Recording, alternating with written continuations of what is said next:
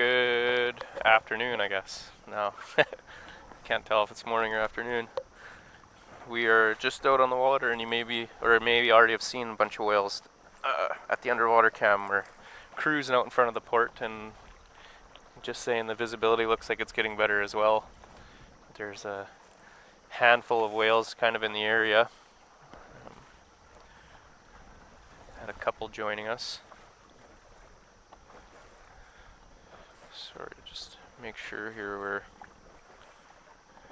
good to go.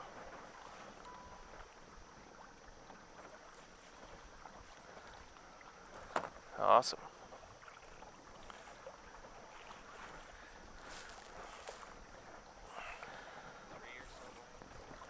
Oh, got a few back there.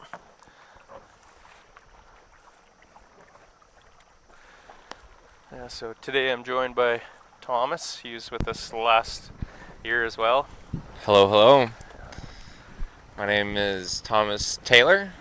I'm a research technician at the Churchill Northern Study Center. Like Kyron was saying, I was out last year with him for a day. Significantly cooler day. Yeah, yeah. Kyron was wearing shorts. I didn't know how he survived. Significantly wavier too. Yeah. Yeah, that was a choppy day out that day. That's why I smartened up and I made sure I brought my waders this year. So yeah, glad to be back. Looking forward to hopefully getting a rerun of what Kyron's been telling me is a really good year out here. So fingers crossed.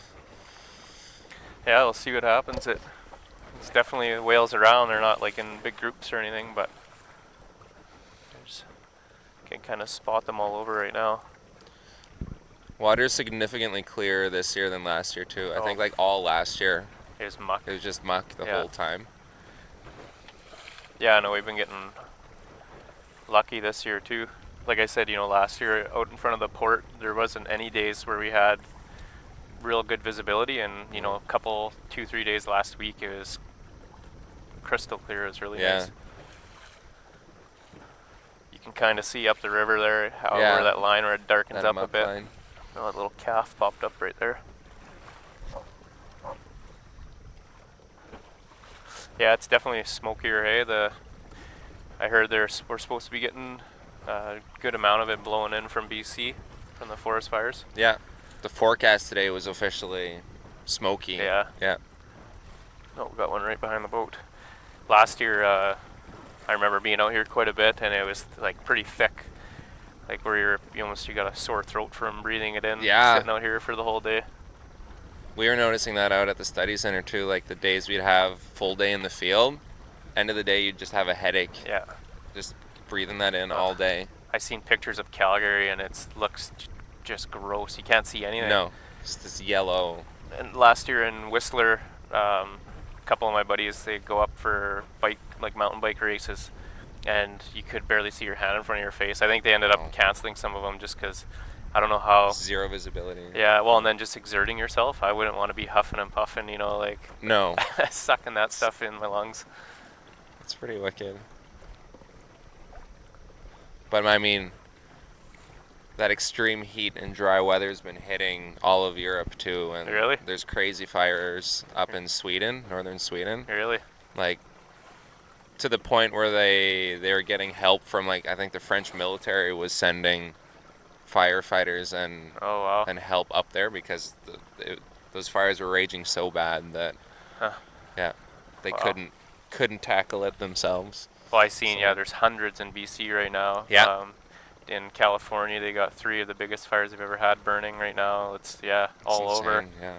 Last year too was similar, right? We had in Brooks, the only grass fires and stuff would be if a farmer's burning off a field and it kind of sneaks away on them. Yeah.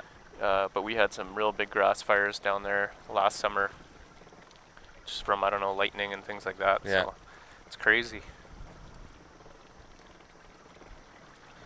Hopefully they can get them under control. I've been reading about how it's a product of not allowing fires to rage. Yeah.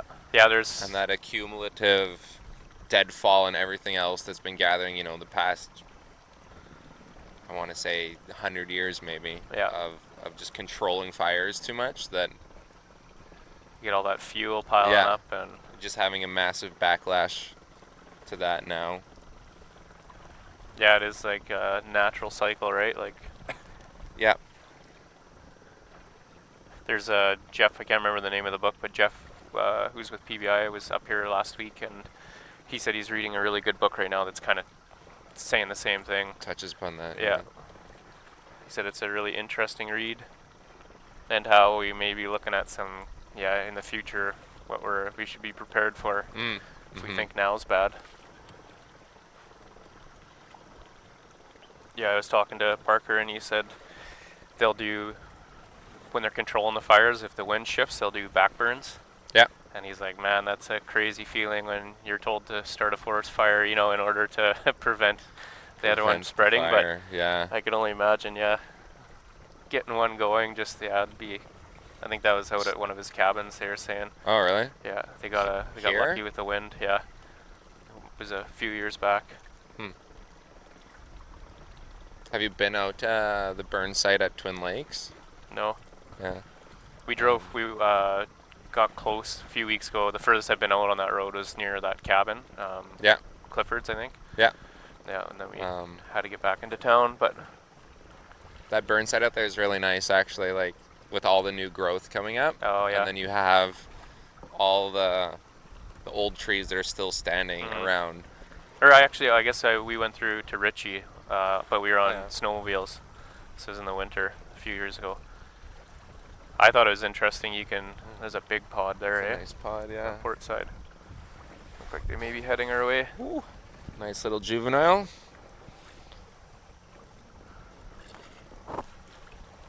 Oh yeah, they're coming right for us. Cool. Full steam mostly ahead. adults there. Yeah. Looks like that one had a big scar. Well, a few of them actually got some major and big notches on their dorsal ridge. I should get my speaker going. Awesome.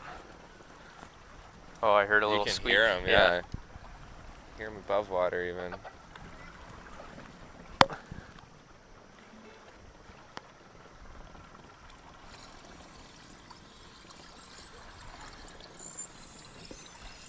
You didn't have that last year, did you? The speaker? Near the end, yeah, we got it hooked up. Cool. Does that feed into the stream too? Nice.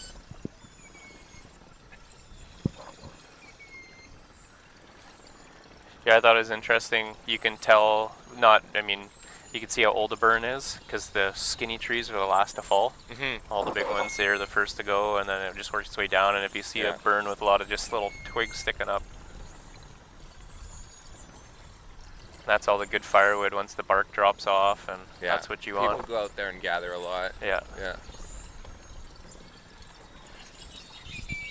I got some really nice photos out there in September when all that underbrush turns orange, and then you still have those trees, like those burnt trees sticking up. It's a really cool look out there. And once the tamaracks start to change, dude. Yeah, it's really nice out there. Those tamaracks are unreal. In September, we were at North Knife last year, and you could just see them. It's such a cool landscape when everything starts to switch like that. Oh, yeah. And down at the Fen, too, like before on the way down to Twin Lakes, that big open marshy area. Oh, yeah. There's a lot of tamarack there, and all that sedge and grass turns orange, too. Yeah. It's just, beautiful place.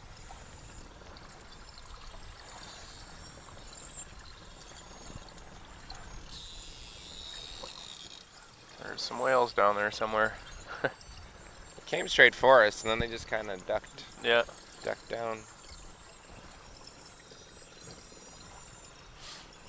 Yeah, I was talking with a buddy this morning. I might get to go back out to South Knife in September again for like a week or so. Cool. So that's exciting, yeah. I haven't been there in the summer, but it's so nice being out, like I got to see it all frozen over. It's really cool to get out there when it's the perfect time of year. There's minimal bugs, the temperature's nice. See some wolves, you got to see the wolverines. Oh, yeah. And it's really cool. Oh, there's the little one, eh? Tiny calf, yeah. That one wasn't very old. It's crazy to think that they're going to be leaving, and those little calves are expected to head north. And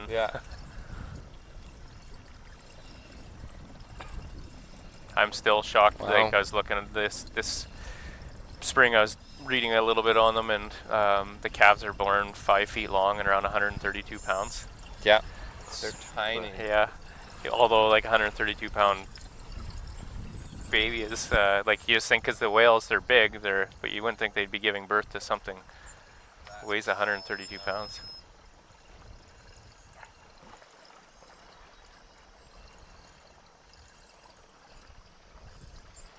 This may be another, oh yeah, a little calf there too.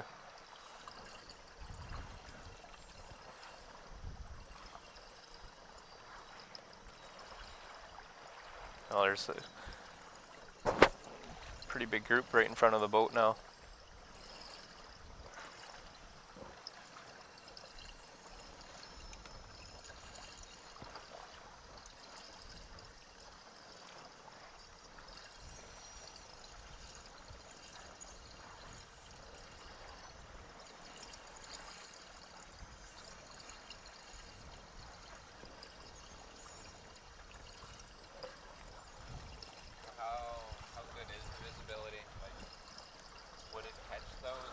No. Yeah.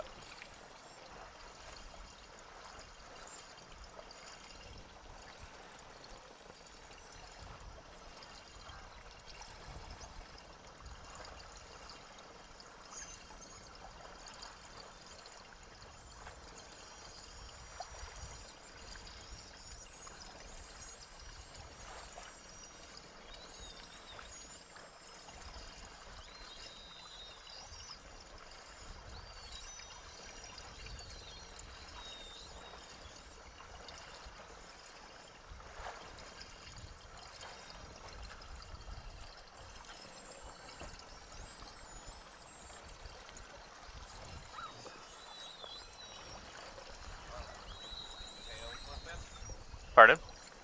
Oh, did you get it?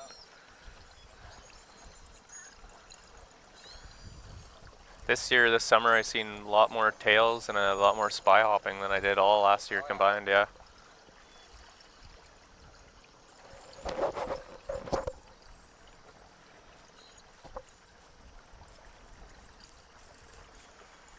Tricky getting those photos. Oh, really? Hmm.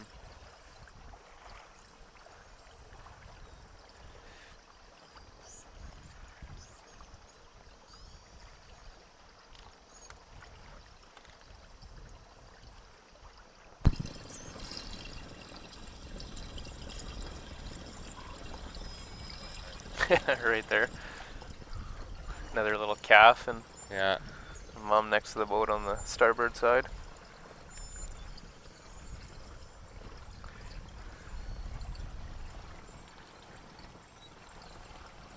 Yeah, yesterday we had I think it was yesterday, we had quite a few pairs, the mom and calves, hanging out with us for a few minutes.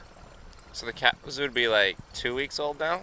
Or is it more than that? I don't know if they continue giving birth straight through the summer.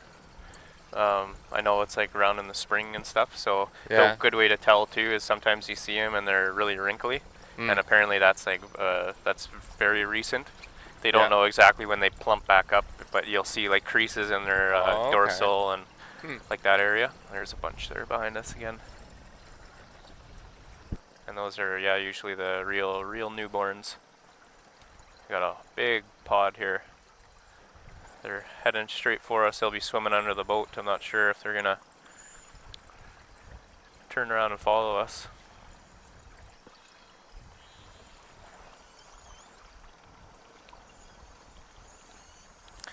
I didn't end up bringing my camera. I was nervous. It seemed like it was getting a little breezier. Oh yeah? Yeah, it looks like it's gonna be a good day out here. Last year too, you had your cam. I couldn't believe you even wanted to pull it out of your bag. It was so wavy. But you got that awesome photo of that Bonaparte gull. Oh yeah, I remember that. That was pretty good. Yeah. Like a dramatic photo, just this little bird in the waves. A few of them are following us. Looks like a little calf right there. Is that?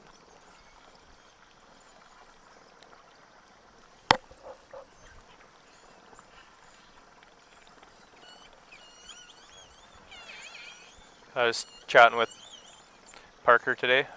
He said earlier in the summer he's seen a bird, and he was trying to explain it to me. I thought maybe it was a Jaeger. Okay. But he said it was chasing a gull, and it had real, like, the only other thing that I could compare or think of that was similar, but I've only seen them far south, is frigate birds. You know how they have that big, that kind of kinked wing? He said this one was like pretty pronounced. That up here though. No, that's what I said. I only seen them in like Mexico and south of that. And they're like shooting, they dive down in the water. I don't know if they chase birds around. I'd guess Jaeger too. Yeah. Been seeing lots of them this year. We got a couple right behind us.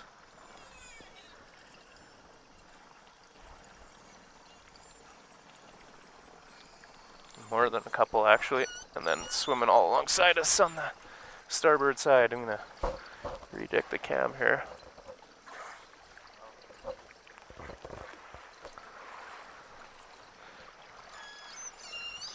We're surrounded.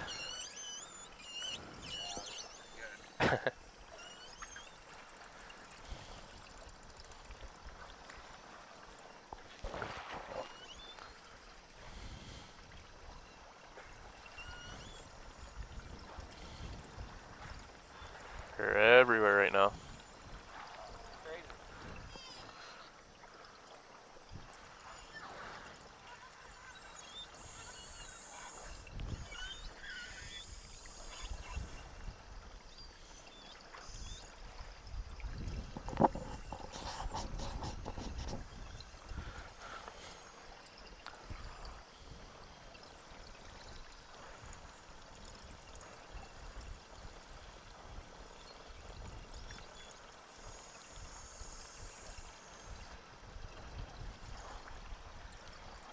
Here they come.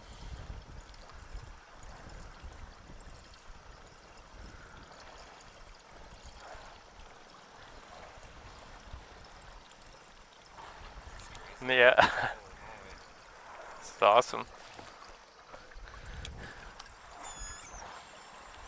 They're all over the place. It's gotta be at least 20 or more. It's hard to count when they're up and down. You don't know if it's the same whales or...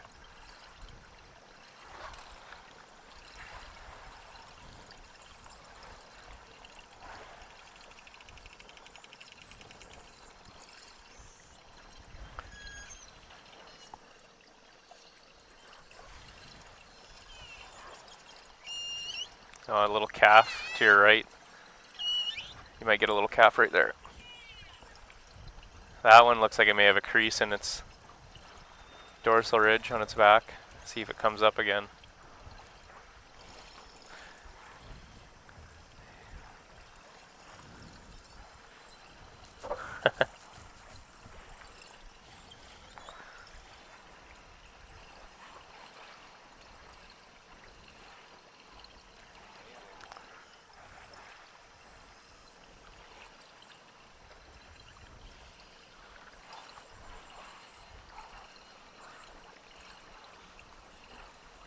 Right on, getting lots of pictures.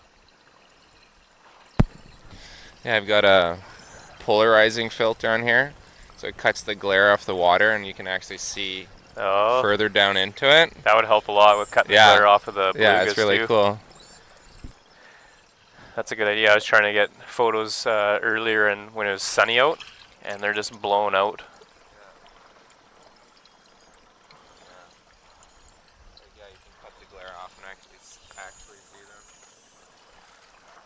Have that on my list for next season. Oh, there's a calf right popping up behind you here, right next to the boat.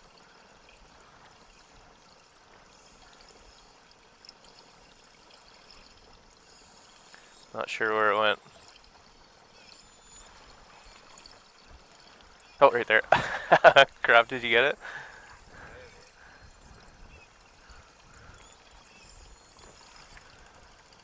It's hard to see him right now. It's